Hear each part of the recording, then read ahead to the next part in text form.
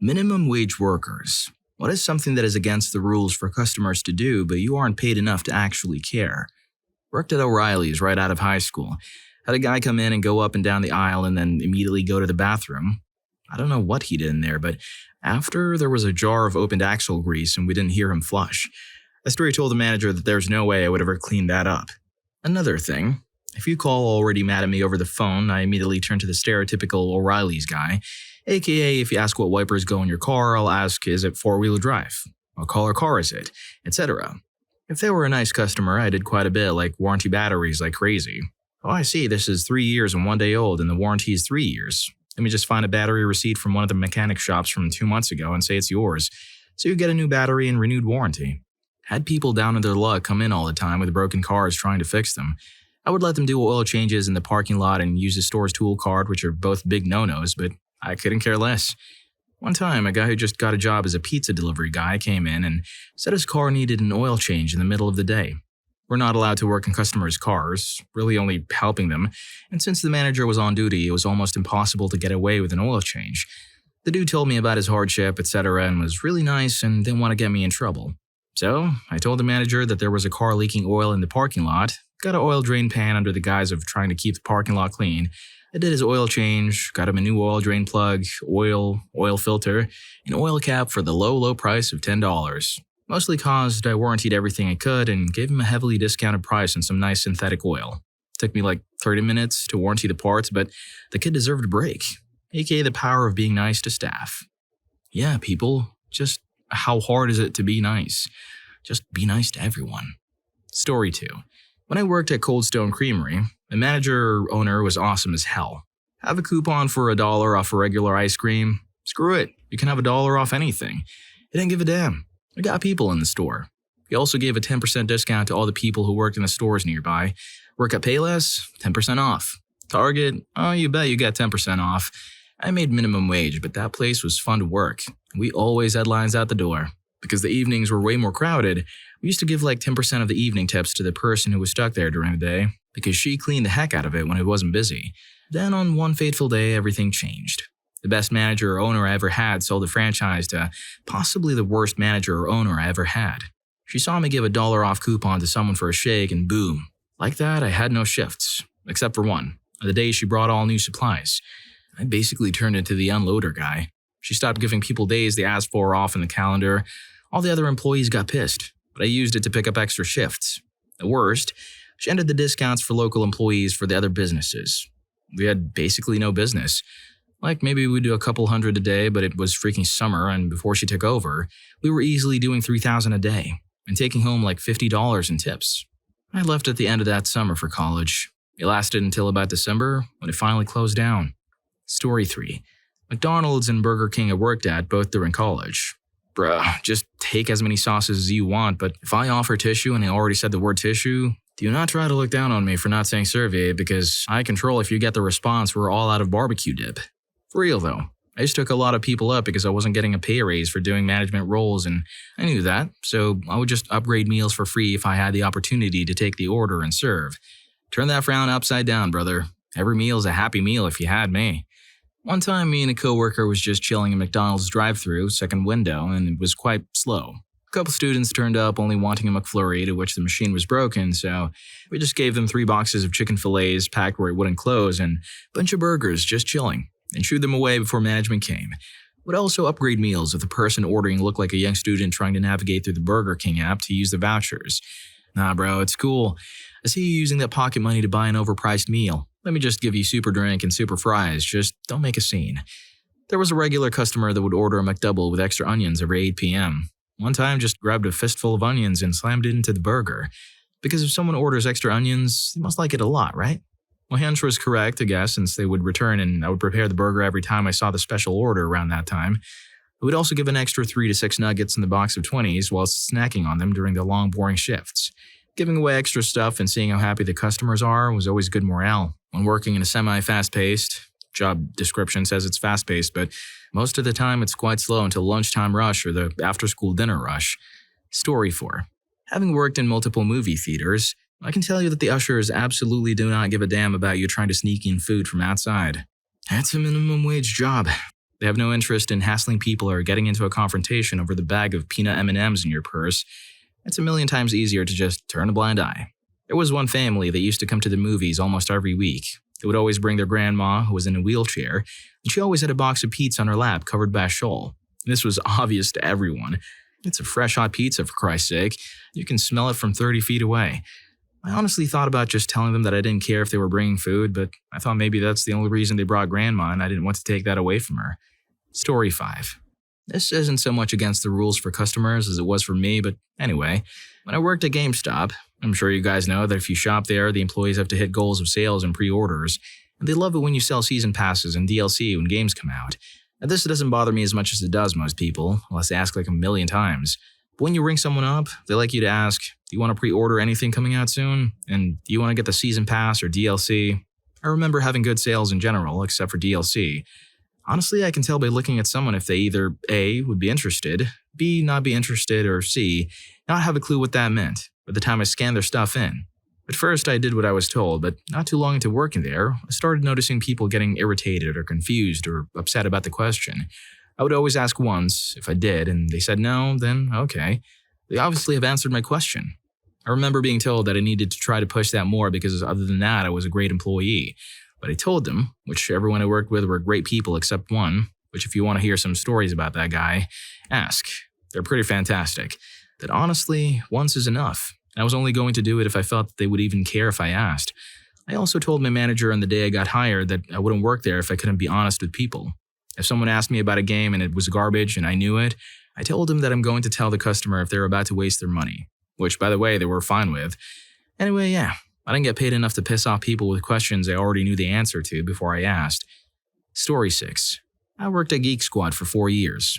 We were told to never quick fix anything over the counter and to tell them it needs more TLC to get it running properly, even though we had SKU for quick fixes. Never think with your wallets, but think that the customers are always loaded and take them for all they have in services. To start, I wasn't good at being a salesman. And second, I like repairing things fast because, to be honest, I love people seeing me as a magician for fixing things fast. So if I generally felt like the customer was having a bad day or honestly couldn't afford our plans, I just fixed it on the spot. If it took less than 15 minutes, I'd tell them to shush about not paying. I'd then make a quick service order saying the client had such and such issue and would come back when they had the cash. They'd sign and leave, and I'd feel better about myself. I got caught a few times and passed it off as, oops, I didn't mean to fix it before they're paid. Next time. I would often give away cables and chargers too because we would throw them away all the time and I'm a natural hoarder. So if they had a bad charger, I'd quickly swap it with a new one we had lying in the back and have them leave with it. I wasn't minimum wage, but they told us we had to make customers happy, so… Story 7. McDonald's. If an update manager wasn't around, I always gave nice customers a large cup rather than the pathetic child-sized cup we were supposed to give out for water. I'd also give out ranch cups and extras like that for free. No sense in starting a whole new transaction for a freaking condiment cup. When I worked the grill and had a headset on, sometimes I'd hear customers ask if this or that condiment was extra. If they were polite enough and they didn't want to pay for the extra, I'd throw it in anyway. Walmart, where I worked as a cart pusher. We sometimes carried larger items to a customer's car. If they offered me a tip, I took it, no questions asked. An old guy with an Escalade tipped me a Benjamin just for carrying a huge bag of dog food. Don't want your workers to be enticed to take tips? Pay them a little more for being outside for hours on end in heat, bitter cold, ice, and rain. I also personally witnessed probably around $10,000 in electronics go through the door unpaid in my time there. I did not care. Hire a competent AP guy. Kroger. Took tips like I was a cop on the take. Kids would use the carts in the parking lot to do the jack stunt regularly. Management told us to intervene. Nope, not about to get hurt by some kid for the sake of saving a wobbly wheel. Plus I ended up getting fired for that anyway. Kmart. Worked in electronics. Our electronics department resembled an old Blockbuster store, just pathetically empty and behind the latest tech. I was told, as any sales associate should, to do a good enough job at selling them our cheap crap so they didn't go to the Walmart down the road. I'd regularly tell customers that Walmart had this or that in stock if we didn't, and even gave them directions. Screw rain checks, and screw having to stand there and explain why we were still prominently displaying blank VHS tapes yet couldn't keep enough copies of Call of Duty or tablets in stock. This is making me want to tip if I ever get help loading a car at Walmart. Anyway, since you're already halfway through the video, please don't forget to hit the like button and subscribe to my channel if you haven't already. Story 8. At the time I was working retail in a large chain clothing store. Yellow shopping bags and the promise of eternal youth. I hated my job, and the company had poor business practices. For example, if you couldn't find where something belonged, you were told to just put it behind other clothes that were a similar color and texture. Yeah, a manager told me to do that. What? Anyway, this store has enormous rooms that section off by style. Each employee on shift is in charge of organizing and restocking a room. I was working in one particular room and I saw a woman with a coffee holding up a white shirt to her chest. The lid wasn't on tight, and when she took a sip, she got coffee all down the shirt. She quickly put the shirt back on the rack and walked out of the store. This happened 15 feet from me, but it was just across the line into the other room. So I just walked in the other direction and kept shoving clothes into random spots. I up and quit a couple of days later. As the manager was talking to us about that day's duties, I just raised my hand and said I wanted to give my 2 weeks' notice in front of the other employees. She pulled me aside, and since I had no interest in ever working for the company again, and she was clearly unhappy with me, I said screw it to notice and just clocked out and left. I refuse to shop or even walk through that store in the mall now. Another one, I used to work for a well-known juice or shake company. We had regulars, and almost all of them were super nice. Well, one of these regulars was a witch. She only came in about twice a month, but often enough that all the workers knew her. Even the workers from other locations knew about her from the stories we'd tell at company gatherings. She would always want to experiment with her drink. She'd want it super thick and try adding this fruit or swap the sherbet for that sherbet. Even though we had a special recipe with her name on it posted to the wall, she would change it up. When she took a sip and didn't like it, my manager would charge her to remake the drink. She complained to corporate and we had a meeting about her. Well, it seems she does this to all the stores in the area and gets free drinks from certain locations if she doesn't like the taste. From what I was told, she received a letter saying her company was reserving the right to refuse service to her. I'm not sure what came of it since I found another job the next week, but when she would come in, I'd go to the back. I wasn't paid enough to deal with that witch. Story 9. In Disney World, I worked at Cirque du Soleil. They would throw away all the food at the end of the night, but nothing got me more upset than the cotton candy. It cost them like 15 cents a bag to make, but sold it for $5.50 and they would throw it away. I used to grab bags and give them to the guests for free. Also gave away popcorn and hot dogs and stuff. No use letting it go to waste. Just a disclaimer, the Cirque team was extremely small. Maybe 14 employees on payroll with 8 on shift at a given time. Yet we serviced over 6,400 people in 2 shows each day. A typical shift went like this. Go in at 4 p.m., prepare for 6. Management will give you how many hot dogs, cotton candy, pretzels, popcorn to make. When 5:30 rolled around, we opened doors and sold. Then, after the show finishes at 7:30-ish, live show so it varied, we would restock, depending on how good we did during the first show and the number we're expecting for the second. We make adjustments and prepare for the next show. Around 8:30, we open doors. Sell. Once the show is on, there will be rarely someone buying stuff. They spend $80 a ticket to watch an 85-minute show. I'd be damned if they're going to miss a second of it. After the show, 3,200 people are rushing out, so when the theater was about 80% empty, finding we were going to have an abundance of stuff left over, I was doing it long enough to accurately gauge. I just give it away. No harm done. Exactly. No harm done. Now give me some cotton candy. Story 10. I worked at a hardware store in the garden center making close to minimum wage. We often loaded heavy bags of mulch and dirt for customers in their truck beds and whatnot. We were told that we were not allowed to take tips from customers. So being the good boy that I was, I turned down a couple tips until one day, I loaded up a full customer pickup bed and he handed me a 20. I told him I can't take that and he looked me dead in the eye and said, "Did they really pay you so much you don't need it?" I stopped being an idiot that day. Why the hell I let someone pay me so little and tell me I'm not allowed to make more and I listened is just embarrassing now. Another one. I worked at an online diaper bag company, and if a bag was returned, I was supposed to find out if it was a defect or the customer's fault to decide how to issue a replacement. When a frantic hormonal new mom would call me getting ready to rant and put her foot down, I would always interrupt their story and just ask for their address and what type of bag they wanted, and ship it for free. No way am I being paid enough to get in that argument. I don't care if they were carrying large bricks in the bag. Take a new one. To be clear, this was the same response. Whether people called in upset or not, all I wanted was to get off the phone call and finish work. If you cared enough to call, then you convinced me. I was not interested in arguing with any moms, regardless of initial demeanor. Story 11. I have 2. Number 1. The coffee shop I worked at was so poorly managed that I practically gave free drinks to the 5 to 7 customers we had on a daily basis. The manager and owner were always in China, and the few customers were usually our friends. They even took on double shifts so I'd get paid more. We let the customers do whatever the hell they want, and it even got to a point where they played Smash Bros in the back. They even hung out in the kitchen to cook food. As employees, we probably broke every universal employment law possible. It was the chillest minimum wage job I had.